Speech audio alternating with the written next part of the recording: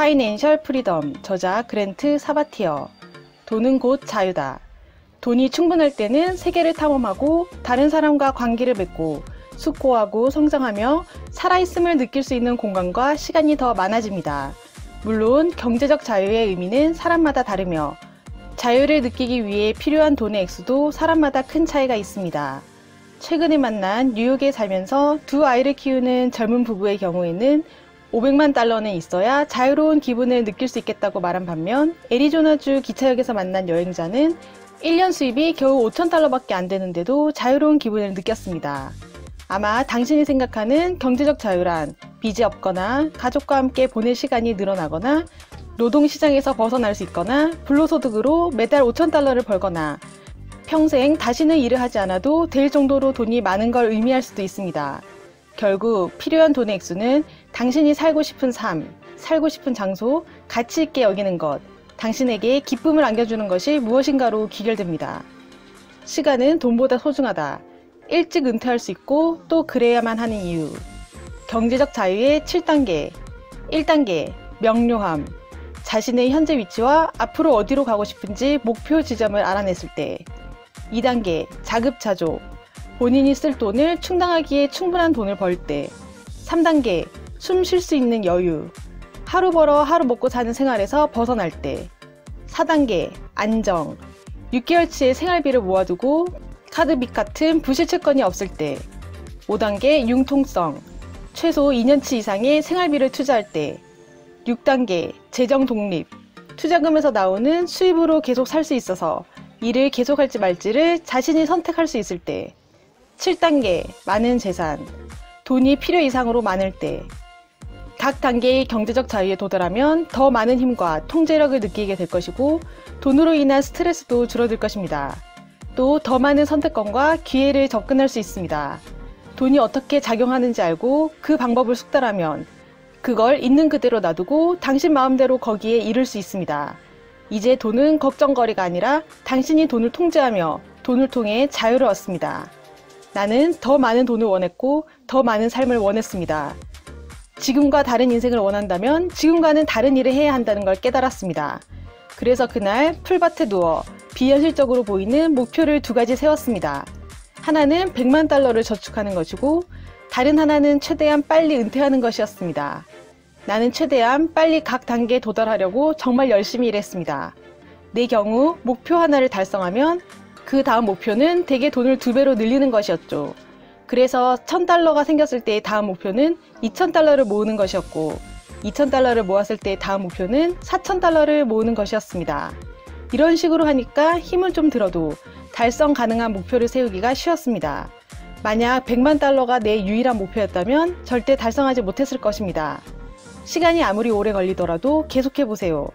시간이 갈수록 점점 쉬워지고 이전 목표에 도달하기 위해 사용했던 습관과 전략 덕에 탄력을 받을 것입니다. 원래 처음에 1,000달러, 1만 달러, 10만 달러를 모으는 게 가장 힘든 법입니다. 많은 노력을 기울이면 몇 년 안에 5단계에 도달할 수 있지만 가장 거리가 먼 건 5단계와 6단계 사이입니다. 이때는 최대한 돈을 많이 벌고 저축하고 투자해야 하는 때입니다. 계속 그렇게 해야 합니다. 지금 투자하는 시간과 에너지가 자유로 확장될 것입니다. 어쨌든 10년이나 15년 혹은 20년 안에 재정 자립에 도달하는 건 40년보다는 훨씬 빠르며 아예 도달하지 못하는 것보다는 훨씬 낫지 않을까요? 그 정도면 당신이 하고 싶은 건 뭐든지 할 수 있는 엄청나게 긴 시간입니다. 당신에게 필요한 돈은 얼마인가요? 나이가 젊을수록 간단한 규칙 몇 가지만 따르면 은퇴 전에 모아둬야 하는 돈이 줄어듭니다. 30세에는 60세에 필요한 것보다 더 적은 돈으로 은퇴할 수 있습니다. 시장이 돌아가는 방식과 복리의 마법 덕분이지요. 더 오래 돈을 남겨둬야 할수록 당신의 돈이 늘어날 시간도 길어지기 때문입니다. 이 경우에는 복리가 30년간 더 작용합니다. 인플레이션을 감안해 자신의 투자 포트폴리오에서 3에서 4%를 인출한다 해도 당신이 맡겨둔 돈은 당신이 60세가 될 때쯤에 적어도 서너 배 정도 늘어날 가능성이 있습니다. 65세에 은퇴할 수 있다고 확신하려면 30세부터 적어도 수입의 20%를 저축하기 시작해야 합니다. 그리고 이걸 꾸준히 지속해야 합니다. 당신이 35년 동안 해마다 평균 5만 달러를 벌고 그중 20%, 즉 1만 달러, 약 1천만 원을 저축한다면 은퇴할 때까지 34만 9,860달러, 약 3억 5천만 원을 예금하게 됩니다. 인플레이션을 고려해서 성장률을 7%로 잡으면 이 투자액은 161만 5,340달러, 약 18억으로 늘어날 것입니다.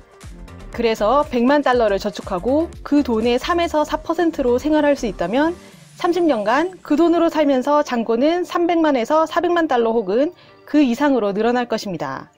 그리고 인플레이션에 따라 인출액을 조정할 수도 있고 시간이 지나면서 더 많은 돈을 쓸 수도 있습니다. 원하기만 한다면 이건 얼마든지 현실이 될 수 있습니다. 그러나 대부분의 책과 전문가들이 놓치는 중요한 사실 하나가 있습니다. 소득을 늘리는 동시에 비용을 줄여야 저축, 투자할 수 있는 돈이 늘어나 자산을 높이는 데 도움이 됩니다. 경제적 자유를 빠르게 추구하려면 수입을 늘리는 편이 효과가 강력하겠지만 돈을 많이 벌지 못하더라도 지출을 최대한 줄이고 저축률을 높인다면 예상보다 훨씬 일찍 은퇴할 수 있습니다. 어려운 일이기는 하지만 초전략과 저축을 통해 일찌감치 재정 독립을 이룬 사람들의 놀라운 이야기가 많습니다. 문자 그대로 1%를 더 모으면 재정 자립을 이루기까지 필요한 시간을 그만큼 줄일 수 있습니다. 62세의 일반적인 정년 이전이라면 언제 은퇴해도 조기 은퇴이므로 은퇴 기간을 1년이나 2년, 5년, 10년씩 단축할 수 있다는 건 놀라운 성과라는 사실을 기억하세요. 모아둔 돈이 평생토록 지속될 가능성을 높이는 방법. 투자 이익이 생기기 시작하면 시장이 대폭 상승하더라도 최대한 적은 돈으로 생활한다. 예컨대 지난 1년 동안 주식시장이 23% 증가했는데 투자 증가액의 3%만 인출해서 쓴다면 시장에서 얻은 이익의 20%를 그대로 유지하면서 앞으로 계속 복리이자를 늘릴 수 있습니다.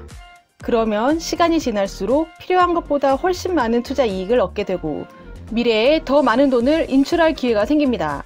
그리고 시장이 침체기일 때는 최대한 적은 돈을 인출할 수 있도록 현금을 사용하거나 부업을 시작하는 것도 좋습니다. 원금은 투자 성장을 이끄는 가장 큰 원동력이므로 투자 원금을 보존한다. 돈을 오래 투자할수록 단기적인 시장 변동에 대한 걱정은 줄어듭니다. 투자 원금이 그대로 남아있는 상태에서 은퇴 후 첫 10년을 무사히 넘길 수 있고 4%의 인출률로 계속 살아갈 수 있다면 투자 성공률은 100%에 가까워집니다.